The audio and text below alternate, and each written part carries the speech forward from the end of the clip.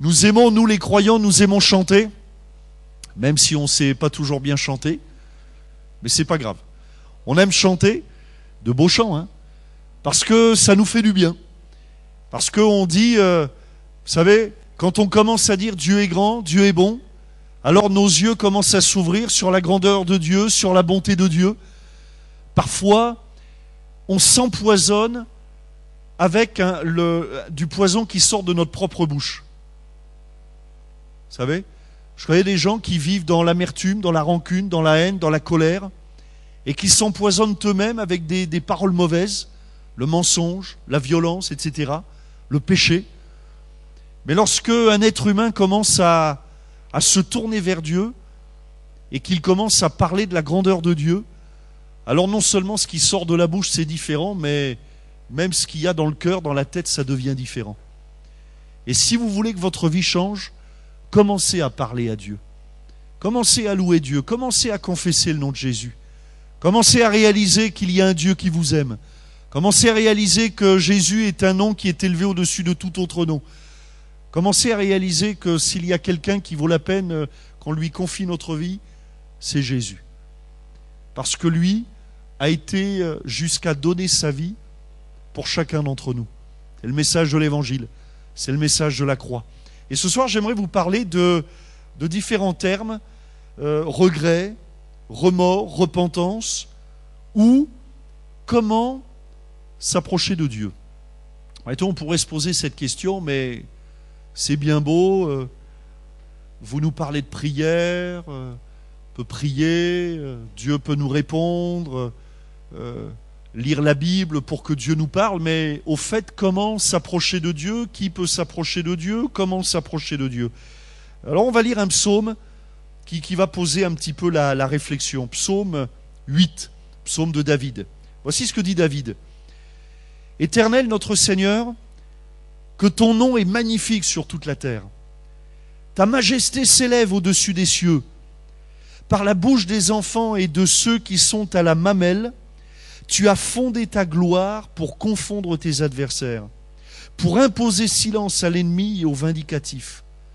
Quand je contemple les cieux, ouvrage de tes mains, la lune et les étoiles que tu as créées, qu'est-ce que l'homme pour que tu te souviennes de lui?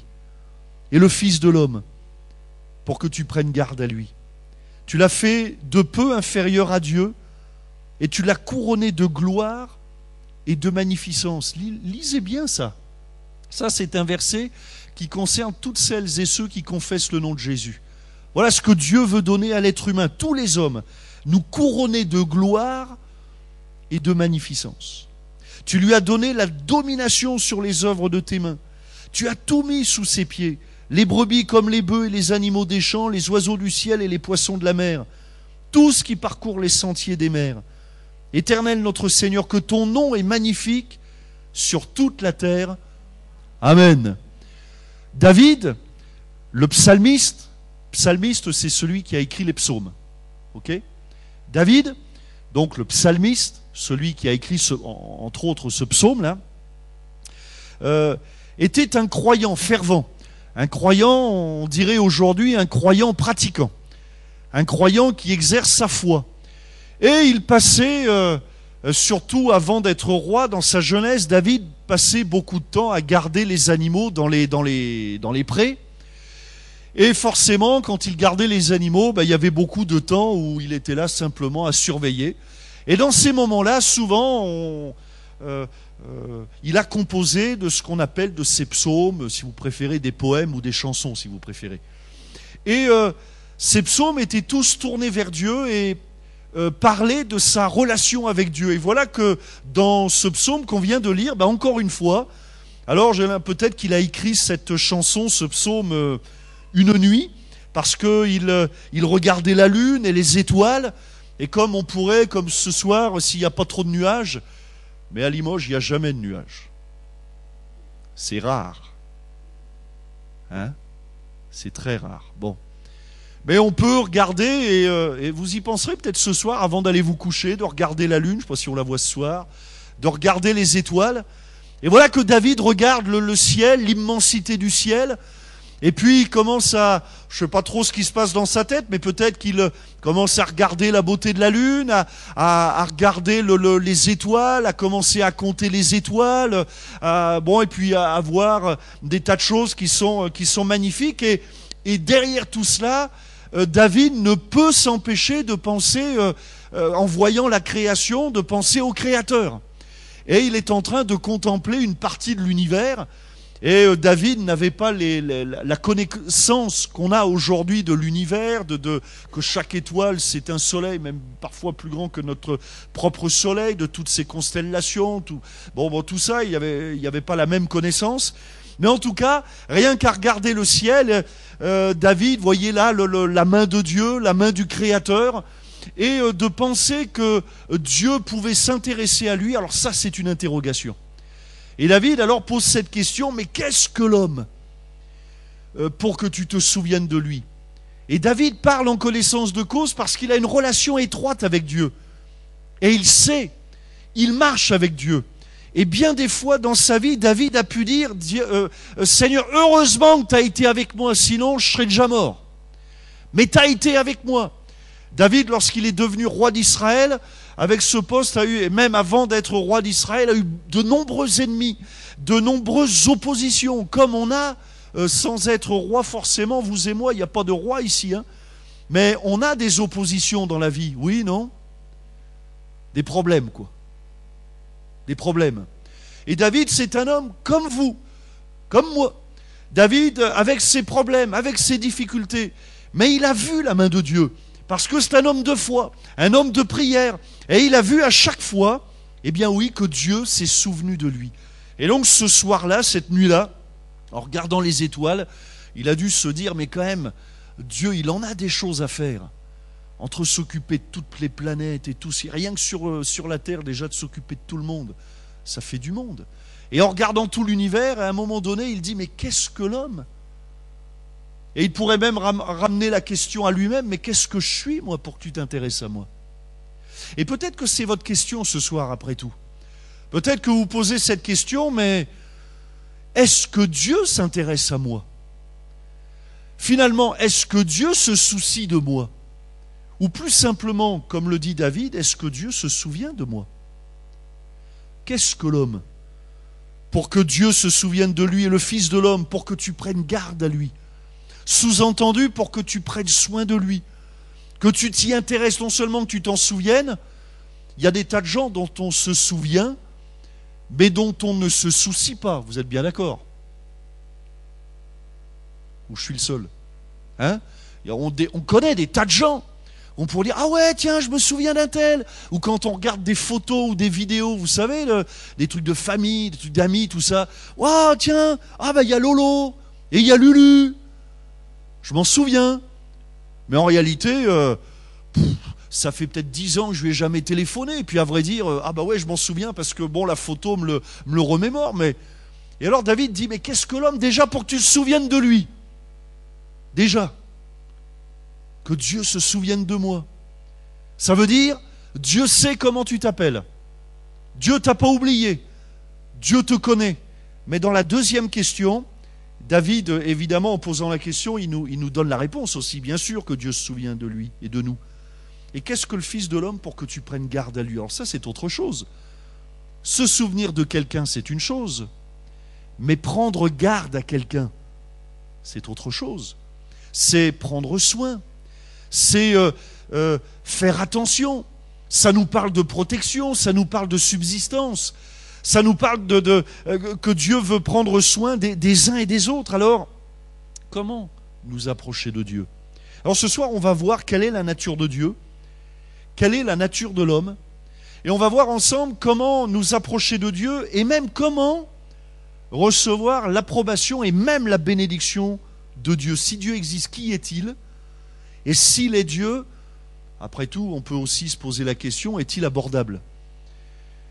Alors je peux déjà vous répondre, Dieu est plus abordable que le président de la République.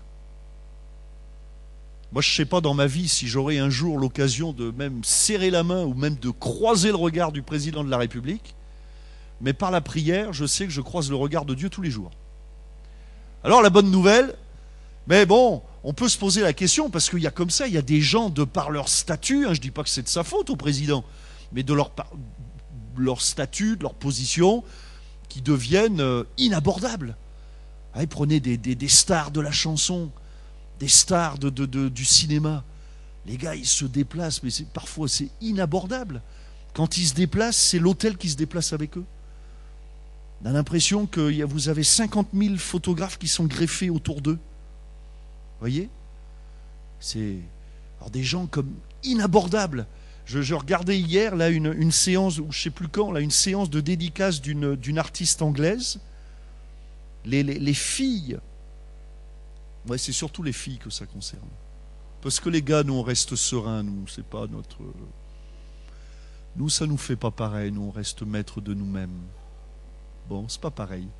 Enfin, non, il y avait des gars aussi. Séance de dédicace. Ils étaient là depuis des heures, et je suis incapable de vous dire ce que la fille, elle a fait en plus. Je sais pas, enfin, il fallait acheter un t-shirt pour qu'elle signe un autographe. Alors, tout le monde achète le t-shirt. Mais quand ils ont su que la fille était entrée dans le parking, vous aviez déjà des filles qui s'évanouissaient. Inabordable. Et quand enfin il pouvait la voir, il lui parlait 2 secondes et hop, suivant. J'aimerais vous dire qu'avec Dieu, c'est pas comme ça. On ne fait pas la queue, pas besoin d'acheter un t-shirt pour que Dieu nous signe un autographe ou pour lui parler 3 minutes. Dieu est abordable. Dieu se rend abordable et c'est ça qui impressionne David. Mais qu'est-ce que l'homme pour que tu te souviennes de lui? Qu'est-ce que le Fils de l'homme pour que tu prennes garde à lui? Alors qui est Dieu? La nature de Dieu. La Bible nous dit que Dieu est saint, S-A-I-N-T, pur, unique, créateur, parfait. Dieu est esprit. On ne peut pas enfermer Dieu dans un corps, dans de la matière. Dieu est esprit. Il n'y a en Dieu aucune imperfection. Il est infini, c'est-à-dire qu'il est éternel. Dieu, et ça, je crois que ça dépasse notre entendement, Dieu n'a ni commencement ni fin. Moi, souvent, j'ai réfléchi à ça. Alors, avant Dieu, il y avait quoi? Avant Dieu, il y a Dieu parce qu'il est éternel. Je suis sûr que même les matheux, là, ils suivent plus, là. Eh ouais, parce que nous, il y a toujours un commencement quelque part. Il faut que ça commence. Et oui, parce que nous, on a commencé et puis ça se terminera. Quoique notre âme est éternelle, notez bien. Mais Dieu, lui, est éternel. Il n'y a pas de commencement, pas de fin. Il est Dieu omniprésent. C'est-à-dire qu'il est partout à la fois. Parfois, j'ai l'impression qu'à la maison, ma femme, c'est pareil, remarquez bien. Partout à la fois. Bon, non. Dieu, partout. Omniprésent. Omniscient. C'est-à-dire qu'il sait tout. Omnipotent. Tout-puissant. Dieu peut tout et qu'il est bon pour l'homme de prier Dieu parce que Dieu peut tout. Et en même temps, alors ce soir, je suis extrêmement fier parce que je vais vous apprendre un mot nouveau. L'infinité de Dieu implique son immanence. Voilà, je suis fier. Là. Ouais, enfin, je l'ai appris cet après-midi aussi, il faut dire. Mais ça m'a intéressé. L'immanence de Dieu. Dieu est immanent. Ça veut dire quoi? Un terme théologique qui signifie quoi? Ça signifie que Dieu, le Créateur, ne vit pas en dehors de sa création comme un spectateur, mais que Dieu, le Créateur, par son immanence, si vous voulez, agit dans la création. Dieu est présent dans le plus petit atome, comme Dieu est présent dans les pensées. Dieu est présent dans les sentiments. Dieu pénètre toutes choses, organiques ou pas organiques. Dieu est partout, vous voyez? Parfois, on a l'image d'un Dieu qui regarde sa création de l'extérieur, mais Dieu nous voit de l'intérieur. C'est ça l'immanence. Dieu nous voit de l'intérieur et de l'extérieur tout à la fois. C'est-à-dire que s'il y a quelqu'un qui peut nous répondre à nos besoins les plus profonds, c'est la personne de Dieu. Vous voyez?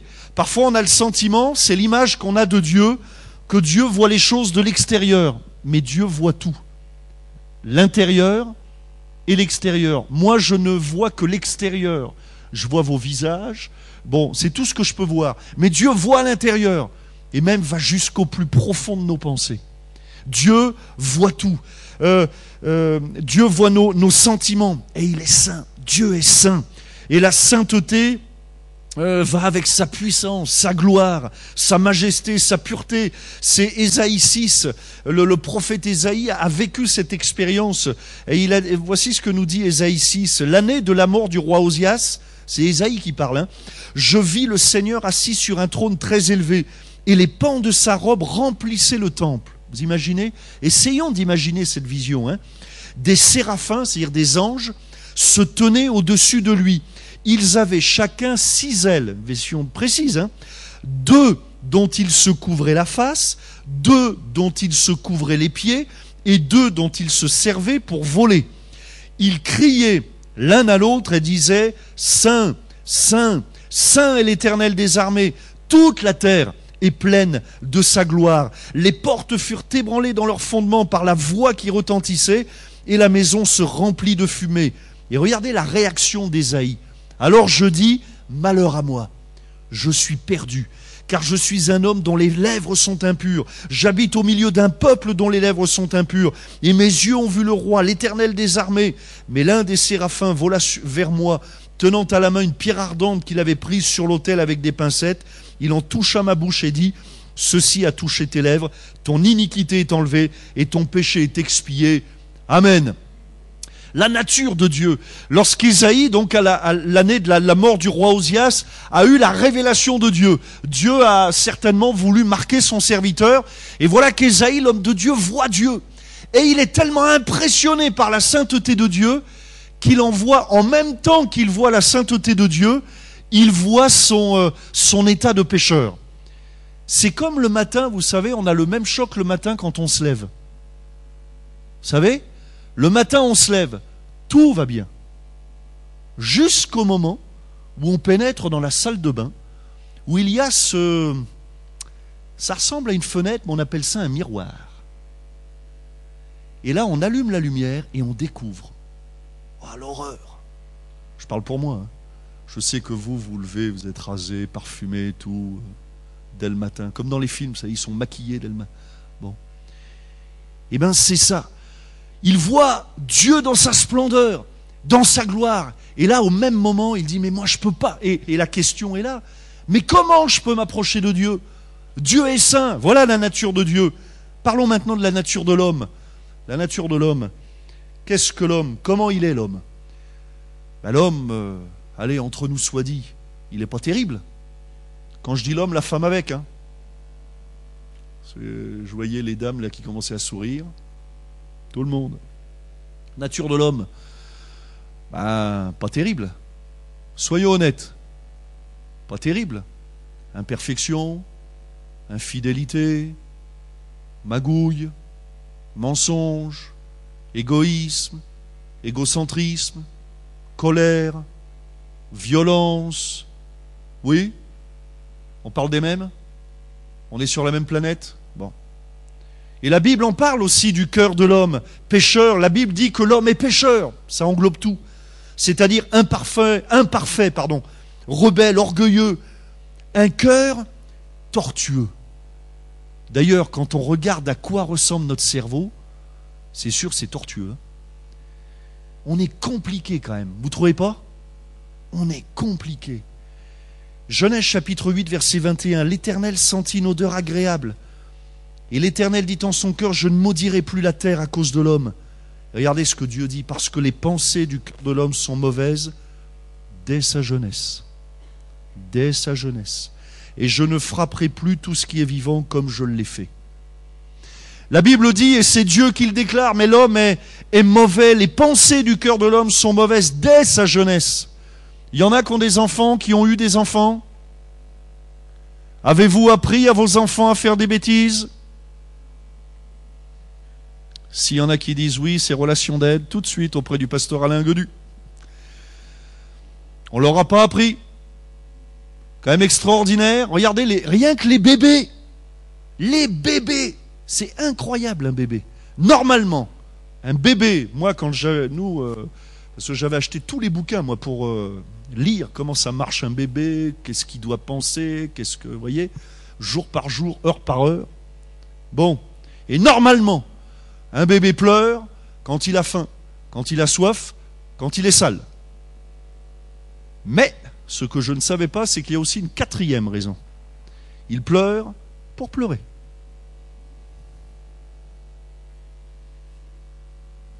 Ça, c'est la quatrième raison que je n'ai pas vue dans les bouquins. Mais après, j'ai compris en lisant la Bible. Les pensées du cœur de l'homme sont mauvaises dès sa jeunesse. Et Dieu voit le cœur humain. Dieu connaît les cœurs. Alors on peut se poser la question comme David, mais qu'est-ce que l'homme pour que tu te souviennes de lui? Comment faire pour nous approcher de Dieu? Toi tu es saint, mais nous, comment on va faire? Mais avez-vous remarqué que dans ce passage de Genèse, quand même, il est dit que l'Éternel sentit une odeur agréable. Et vous savez quelle était cette odeur qui était agréable? C'est Noé qui avait construit un autel, A-U-T-E-L, hein, un autel, pas un hôtel Ibis, hein, un autel, c'est-à-dire, une sorte de consécration à Dieu, quoi. En général, c'était des pierres, des cailloux qu'on mettait, vous savez, qu'il consacrait pour Dieu, voilà, un autel. Et sur cet autel, il a sacrifié des animaux. Et c'est l'odeur de ce sacrifice, l'odeur de cette consécration, l'odeur finalement de cette recherche de Dieu qui a fait que Dieu, malgré qu'il voyait des pensées, des cœurs, les cœurs humains, sentait une odeur agréable. Celle d'un homme qui, malgré tout, cherchait Dieu, qui, malgré ses imperfections, Noé comme les autres pécheurs, s'approchait de Dieu, recherchait la présence de Dieu. Comment s'approcher de Dieu? L'Évangile nous apporte la réponse, et remarquez bien que l'Évangile est la seule religion au monde à nous apporter la solution à ce problème crucial.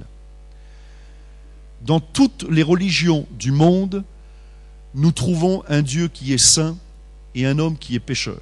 Mais il n'y a que l'Évangile qui nous apporte la solution. La solution, elle se trouve en Jésus. Jésus est mort à la croix du Calvaire et c'est la croix qui rassemble l'amour et la justice de Dieu. Dieu nous voit, Dieu nous connaît comme nous sommes, connaît notre état de pécheur, mais nous aime quand même.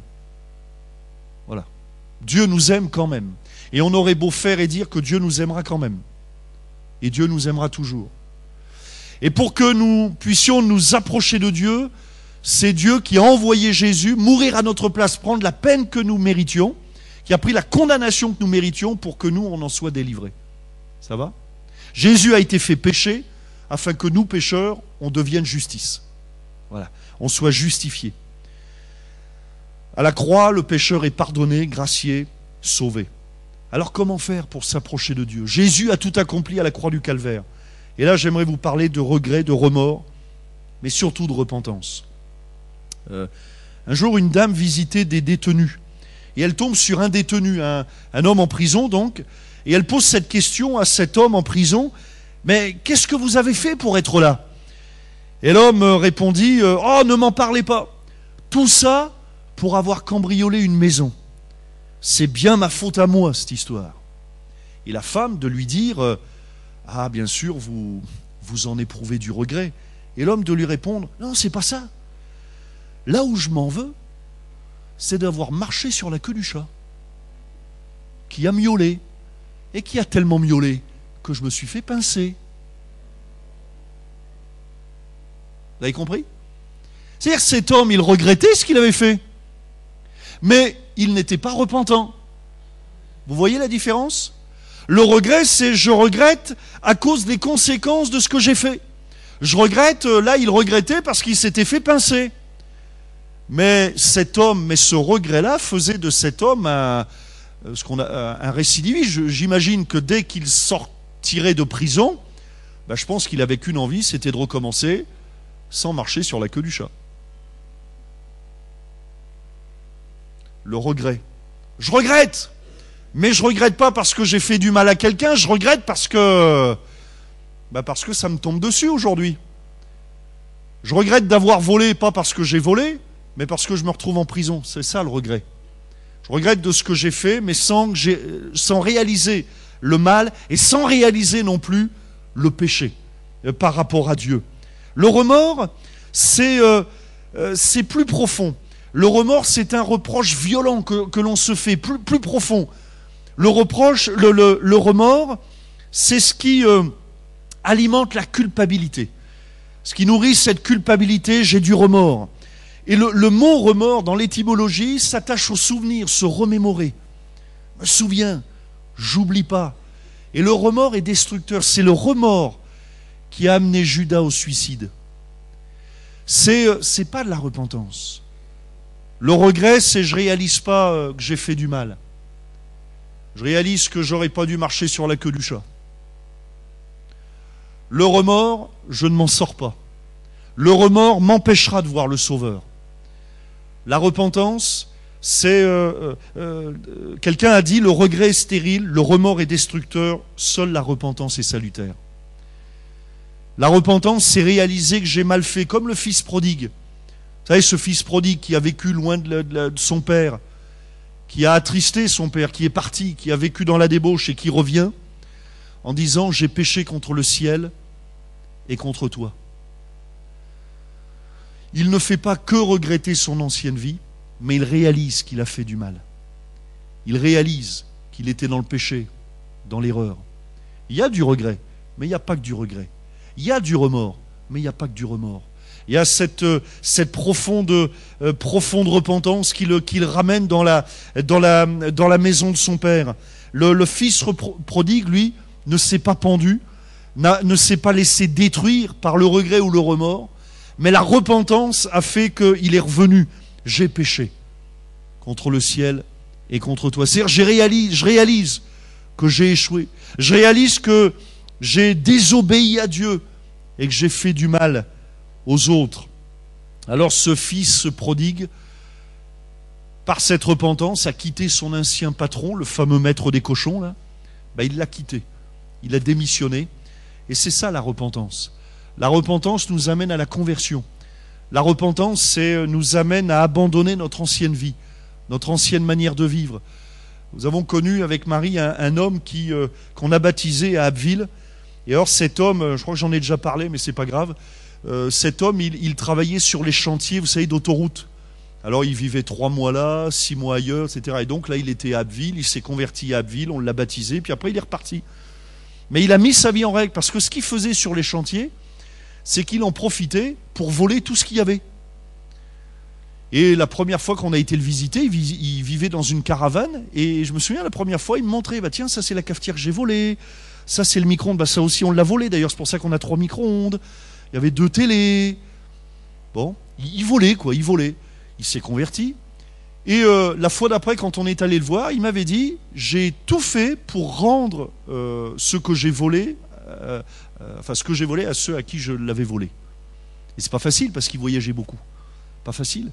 C'est ça la repentance. La repentance, c'est pas seulement je regrette, mais je change de vie. J'abandonne cette habitude. Je ne vole plus. Je ne veux plus vivre dans le péché. Je veux plus être un voleur. Et cet homme, comment s'approcher de Dieu? Par la repentance, en réalisant j'ai péché. Et le repentant, en même temps qu'il pleure sur son péché, il pleure aussi de joie, parce qu'en même temps que je pleure sur mon péché, en même temps je vois le Sauveur qui est venu pour me sauver. Et la repentance ne détruit jamais personne. La repentance ne produit jamais la culpabilité. Mais la repentance, au contraire, ça soulage. On reçoit la paix, la grâce de Dieu. On réalise, oui, j'ai péché. Mais en même temps, je réalise qu'il y a quelqu'un qui est mort à ma place pour mes péchés et qui m'accorde sa grâce, qui m'accorde son salut. Alors comment s'approcher de Dieu? En réalisant que j'ai péché. Je le reconnais, je le vois, voilà, j'ai péché. En le confessant, j'ai péché contre le ciel. J'ai fait du mal aux autres. J'ai été un mauvais père. J'ai été un pécheur. J'ai été un voleur. J'ai été un menteur. J'ai vécu loin de Dieu. Et l'abandon du péché par la conversion. Le mot conversion, ça signifie demi-tour. Je change de vie. C'est ça la véritable repentance. C'est changer de vie complètement. J'aimerais qu'on puisse prier maintenant quelques instants. Notre bon Père Céleste, nous te bénissons pour ta parole qui est la vérité. Merci d'agir par ton esprit. Merci de nous saisir par ton esprit. Comme Seigneur, tu t'es révélé à Ésaïe. Tu as révélé ta grandeur, ta sainteté, ta personne. Je te demande, Seigneur, qu'il y ait la révélation du Sauveur dans ce lieu, dans les cœurs, que le perdu puisse réaliser qu'il y a un Sauveur qui est venu pour le sauver. Jésus est venu chercher et sauver ce qui était perdu. Seigneur, merci d'agir maintenant dans les cœurs. Merci d'agir dans les vies. Merci d'étendre ta main. Merci d'amener le pécheur à une profonde repentance. Les regrets, ça ne suffit pas. On ne veut pas se laisser non plus tuer par les remords. Mais on a besoin d'expérimenter cette repentance. Te demander pardon, Seigneur. Et accepter le Sauveur dans notre vie. Le Sauveur qui amène le pardon, la paix, mais qui amène aussi la guérison, la délivrance. Ce Sauveur qui a brisé la puissance du diable et des démons. Ce Sauveur qui a brisé la puissance du péché.